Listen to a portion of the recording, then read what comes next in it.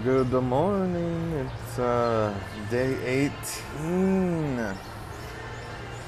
It's February 16th, and I'm drinking a hot chai tea prepared at home with my new hot tea kettle. Very excited about that. Got the first morning cup of tea today. Very rewarding. Gonna be the new ritual. Man, the sleep, it comes and goes. Always tired. Starting to wake up like real stiff every day. It's like real stiff. And so I'll wake up at like 4 or 5 and I gotta piss, and then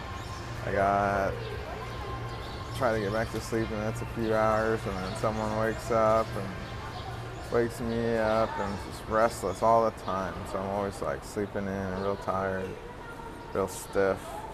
But up and at 'em today. Like I said, got my tea, and I'm at Gold's Gym, just enjoying my tea out in the patio here at the Fig and 7th.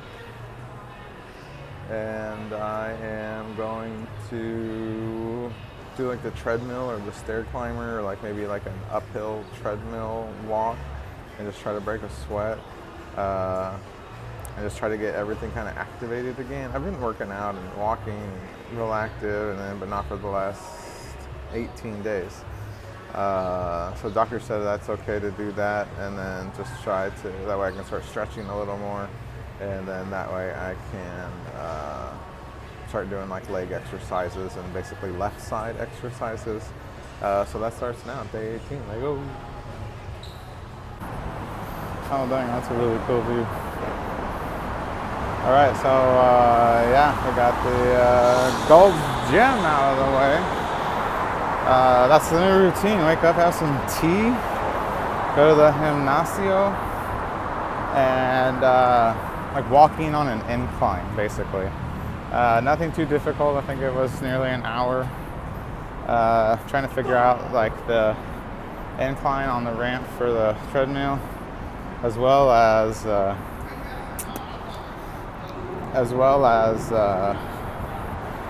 speed. And so I was in no hurry really. Broke just a sweat, very mild. But the goal is to be sweating, be moving. I gotta look up my double chin exercises. So that was good. So now as a part of my new routine, I need to go rest. Like, I just get fatigued easier. I actually felt some dizziness when I walked off of the treadmill. Not sure what that's all about. We'll see if it happens tomorrow. But yeah, nap time. I forgot to tell you how I talked to the Uber Eats insurance people, right? So they're going ahead, and really I feel like they're like the fraud team, like making sure nothing shady's happening.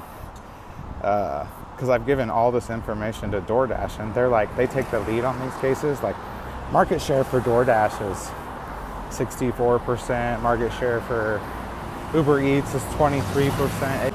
So DoorDash is the big dog, the top dog.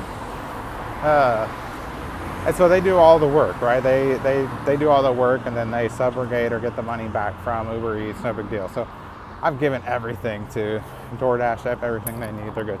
And so, like, well, after all this has happened, like, that got done instantly, right? Uber Eats calls me, and then they're all talking like, DoorDash will probably be in contact with you soon. And I just let them do their shit. I didn't argue. I didn't question anything. I was like, I'll just let them go through and do their shit. Their fraud team is just doing their job. All right, no big deal, right? So I fill out these forms. I think I already spoke to this yesterday, but I fill out all these forms. I fill out all these forms. I send them all these documents, pick front and back of my IDs, my insurance card, police reports, medical records, direct deposit forms, pictures, witnesses. Like, I give them everything I possibly can, right?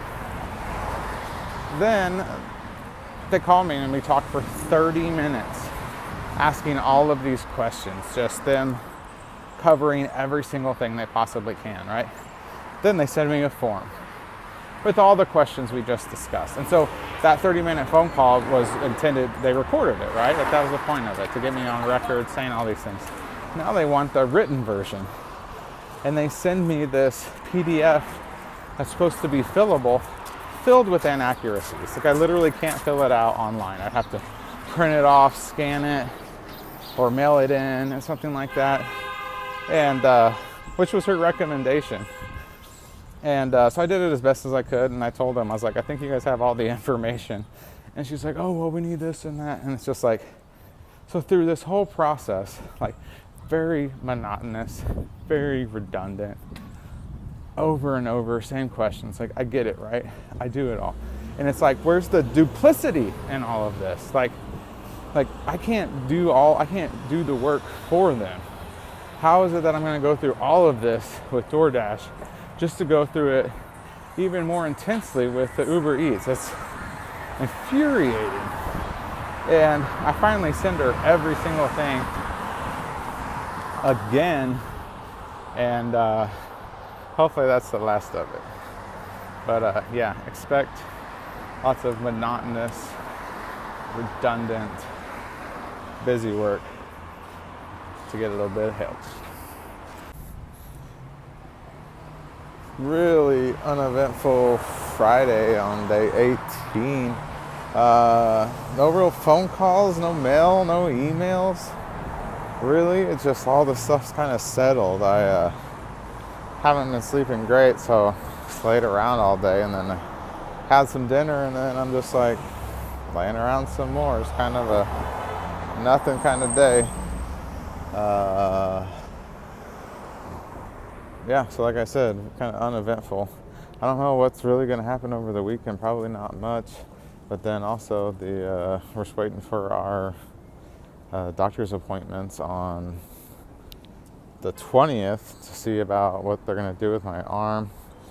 I was thinking about it, and when they like set my arm in the cast at the emergency room, he did this move and like pushed it back in place because it like feathered off, basically, like almost splintered in a sense, but it just kind of feathered off. And so he was able to like push it back in, put the cast on, and then he's like, oh, that should be good. But like 2 days or 30 hours later or whatever, I had to like take a shower because I hadn't showered anyway before that. And then I definitely needed a shower 30 hours after the accident. And when I was in the shower, I remember like hearing basically the bone defuse from my, at the break. So like he basically pushed it back into place with the hopes that I didn't move it until it fused. But there were no like directions that said, yeah, you can do this, but don't do this. And don't move your arm for 3 days, 4 days, 5 days, or keep it in the cast, or I don't know. I feel like they could have just put something in the cast, or put my arm in a cast or something, even though it was swollen, just to make sure that flare break, or that, they call it a leaf, that leaf would have just been pressed right back into where it is, or where it's supposed to be, and then just stay there. Nonetheless, I removed the cast like 4 days later. It was miserable because like I had to get a sling that I could shower with. And so what they should have done is given me a sling instead of make one. He like did this makeshift sling. I don't even know what he used, but like I couldn't get it wet and I couldn't reuse it. And then the cast itself wouldn't have been enough to like, wouldn't have been small enough to get a cast cover. I would have like had to get creative with a leg cast cover maybe. Anyway, so what they should have done is told me, hey, this is how it's going to work. Here's a sling for when you shower. Keep your arm in this position. And like I did do that, but didn't work out. Anyway, so we're probably going to have surgery, or the chiropractor says maybe it'll just stay the same. So we'll update that, and then hopefully there'll be something exciting to talk about this weekend, but I'll just keep it on going. So thanks for watching. Yeah, peace.